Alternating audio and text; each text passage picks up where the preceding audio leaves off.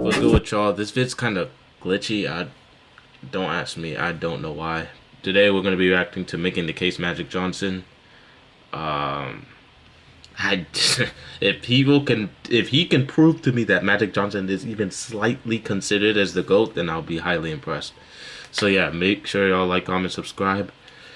Subscribe to Juice and Lou. Haven't worn this shirt in a while. We're gonna get right into it. Special. The size of the court and the lack of pads or helmets give fans the most intimate experience of a team sport that exists. And because of the different styles that basketball allows for, players develop their own distinct identities and signature styles through their creativity, flair, and athleticism. And Let's skip the intro. Who defended making the Case Magic Johnson. I wonder how he's gonna do this.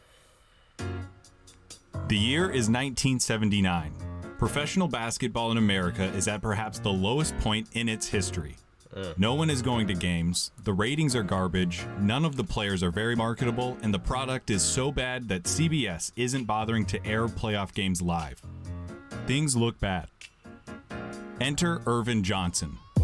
Johnson bested Larry Bird's undefeated Indiana State Sycamores in the 1979 NCAA Look at the cheerleaders right in front of him. An event that retains the highest TV rating of a game of basketball ever. I heard about this, yeah. When the Lakers used their #1 overall pick to make Johnson the first underclassman ever to be taken as the top draft choice, you have to wonder if they knew exactly who they just drafted.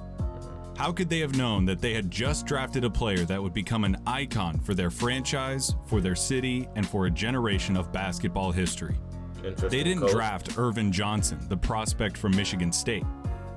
They drafted Magic. Right off the bat, for whatever it's worth, Magic Johnson has the coolest nickname in NBA history. It fits him to a T and is really the name that everyone knows him by. It's not like his last name is superfluous, like with Kobe, LeBron, or Kareem. And it's not like his last name is eternally iconic, like Russell, Jordan, or Duncan. It's just Magic. Johnson came into the NBA and immediately injected it with life like he was an epinephrine pen. Magic's winning smile, charismatic interviews, and revolutionary play style introduced the league to a pulse and a personality it hadn't known since Wilt Chamberlain. Before long, he became the frontman of a team that would be known by its own distinct nickname, Showtime, like it was a piece of theater or art in and of itself. He was the lead man of the most popular show in Hollywood. In a city full of celebrities, he was the main attraction. Not only did he have the smile and personality to carry a name like Magic, but he also had the basketball aptitude to pull off a team called Showtime. What did he do with that aptitude? He won 5 championships, a half-decade's worth, and appeared in 9 finals. Only Kareem, Bill Russell, and Sam Jones have appeared in more. He won 3 regular season MVPs in a span of 4 years, won 3 finals MVPs, made 12 All-Star teams, and was selected to 10 All-NBA teams. And keep in mind that all of these accomplishments took place in a 12-year career, 11 if you want to mention his injury. 10 All-NBA teams, 12 All-Star, 3 MVPs, 3 regular season, 5 championships. This is not bad. Shortened 81 season. Magic only spent 3 years of his playing career watching the finals from home. I spent more years trying to graduate from college than Magic spent not making the finals. His HIV diagnosis came right on the heels of a season in which he finished as the runner-up for league MVP, was selected to first-team All-NBA, and competed in the NBA Finals. It is not hyperbole or exaggeration to say that Magic's career was cut short while he was still 90% as good as he'd ever been. Those 12 years were enough of a basketball pedigree, though, that even now, some 30 years later, he is still universally considered the greatest point guard of all time. A fact made both impressive and unfortunate considering how much more he had to give. Still, Magic's career stacks up against anyone else with a claim to basketball's highest throne. And the legend surrounding Magic Johnson is rooted in the undeniable truth that Magic Johnson is the best passer in the history of basketball. Okay. With the At the same time, yeah, I believe it with all this. All of his highlights are literally passes. But now it's kind of the argument of, is Steph Curry better than Magic? I guess we got to see if Steph gets that 5th ring. But, yeah. Ball in his hand, he was no longer a basketball player. He became a force of nature. His movements became sublime and fluid. These passes aren't coming from Magic. I refuse to believe that any human could do this kind of stuff so routinely without divine intervention. These passes are coming from the basketball gods, and Magic Johnson became their instrument. To convince you, I shouldn't need to show you anything other than his ability, but the stats bear it out. Magic has the highest assist per game average ever, and also has the most assists in NBA playoff history. Okay, not most assists in NBA history, but what's his name? Did Russell Westbrook beat that? The highest average? I'm not sure. Magic's skills extended beyond just passing, though. Too big to be guarded by traditional point guards and too quick to be guarded by slow-footed forwards, he created matchup problems every time he brought the ball across midcourt. His speed with the ball was unrivaled, and accompanied with his remarkable rebounding proficiency, was a key feature in the Lakers' fast break offense. So pretty much he was an adept overpowered at finishing with either hand, something he did often thanks to his underrated first step. Years of practice by himself and with Kareem helped Magic develop a high post game that added yet another dimension to his offensive skill set.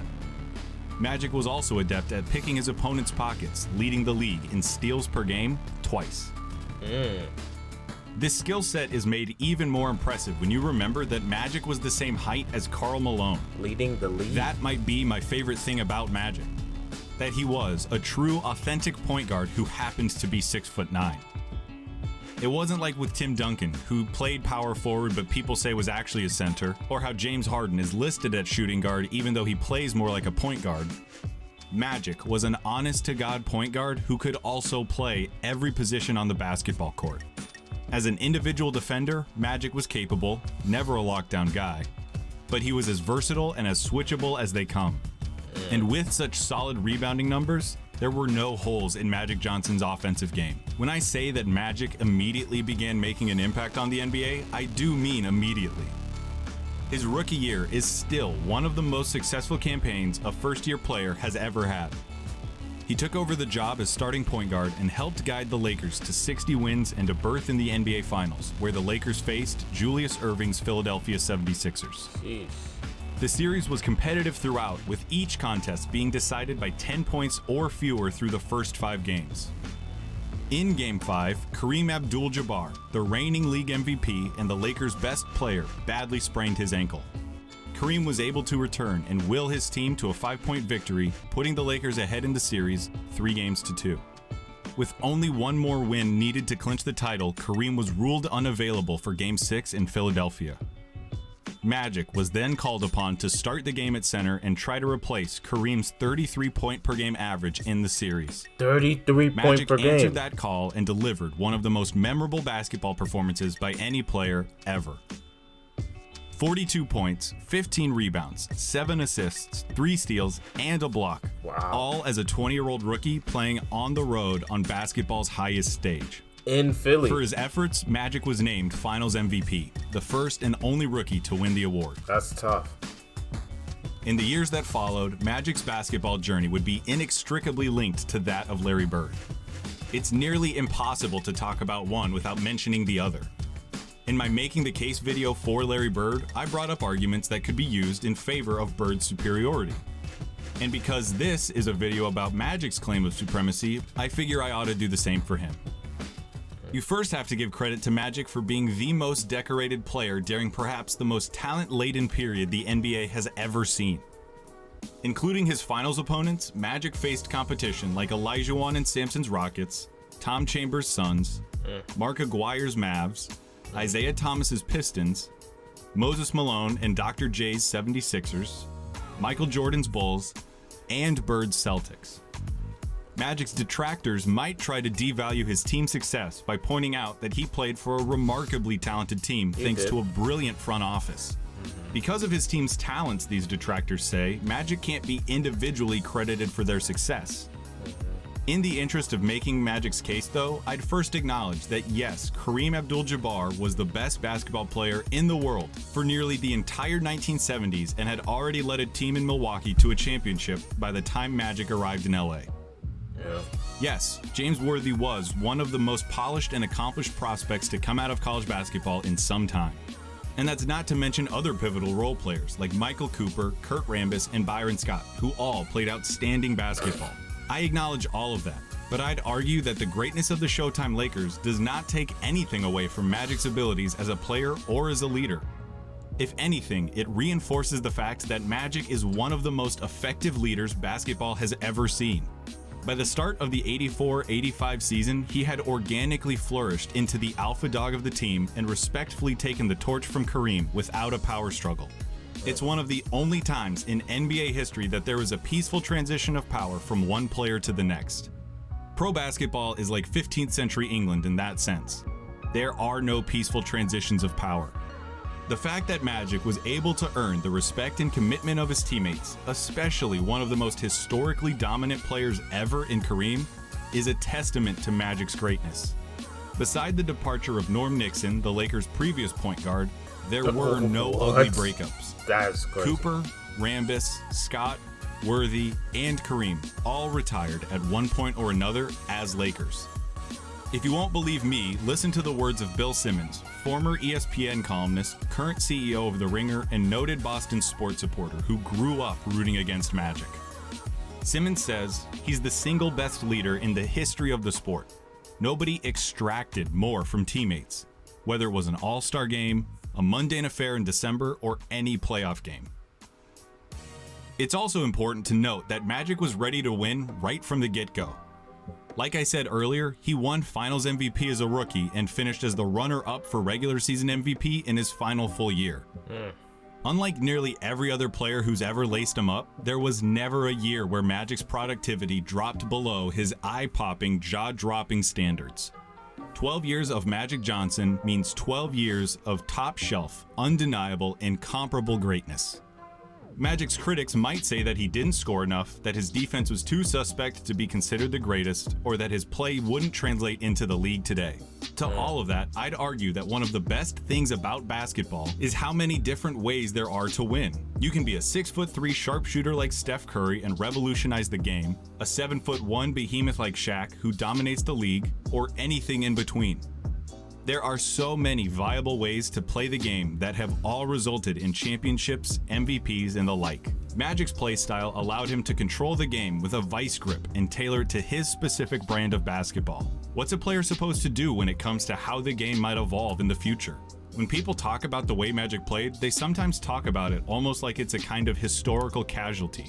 That bewilders me. What Magic did worked really well. Why should he have done anything different? Magic changed the NBA for the better. He was the first positionless player, someone who broke the mold and opened the basketball-watching public's eyes to the possibilities of letting great players do what they're great at, rather than just fulfilling the traditional roles of their size or position. As the game evolves more and more into a positionless sport, Magic's influence and value only become more and more apparent. His Showtime Lakers also became one of the first teams to make the game of basketball aesthetic. The speed, athleticism, and skill we all enjoy today is due in part to Showtime and Magic Johnson. In my video about Larry Bird, I gave him a lot of credit for saving the NBA, and deservedly so. Larry was a pioneer of basketball and contributed immensely to the explosion of the game's popularity. But for every breath of fresh air that Larry contributed, Magic did the same. You can't talk about one without the other because it was the rivalry between the two that really saved the league.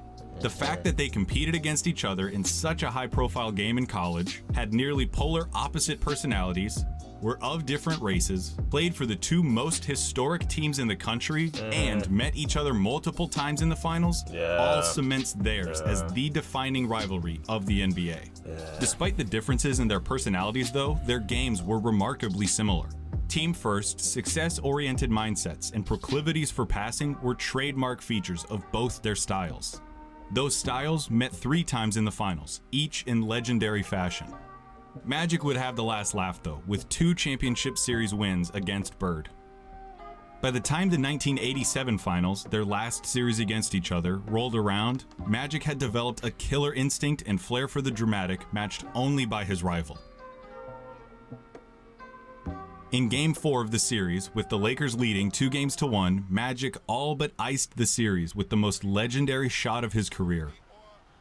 Down 1 with seconds left in a raucous Boston Garden, Magic ripped the heart out of every Celtics fan with his baby sky hook. 3, 2. That arena must have been dead silent. It was the moment of the 87 finals and the shot of Magic's career. He capped off the most remarkable season of his career by vanquishing his most intense rival for the second time in 3 years. Bill Simmons described how momentous the shot and ensuing championship win was for Magic's legacy. Not even the biggest Celtics fan on the planet could deny it any longer. Magic Johnson was just as exceptional as Larry Bird. Oh, so that didn't even make him better. They just said just as. So they were the same. Okay, I guess. This point is echoed by Bird himself in a clip I'll leave you with. After the game, Bird remarked how impressed he was with Magic's performance and ability as a basketball player. It's only an 11-second clip, but there's a moment in it that just strikes me. There's a split second where you can see the disbelief in Larry's eyes as he tries to come to terms with the fact that the game, and likely the series, is over. In that second, you can almost see him ponder all of the work he put in during the season.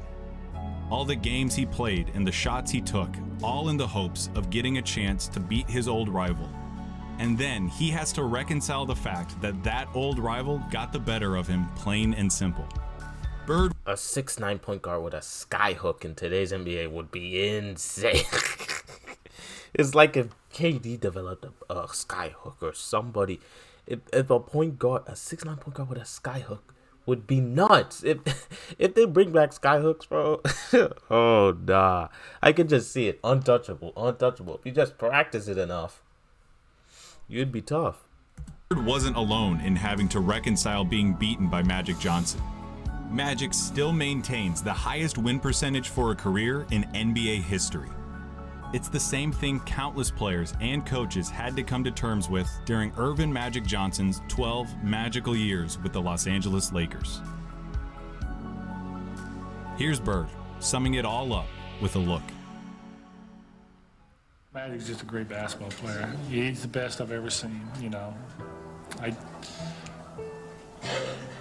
Unbelievable. I don't know what to say.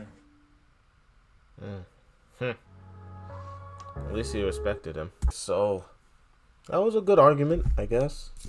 Making the case. Not for the GOAT, but giving him his respects at least. That's going to do it for today. Make sure y'all like, comment, and subscribe. I'll see y'all later.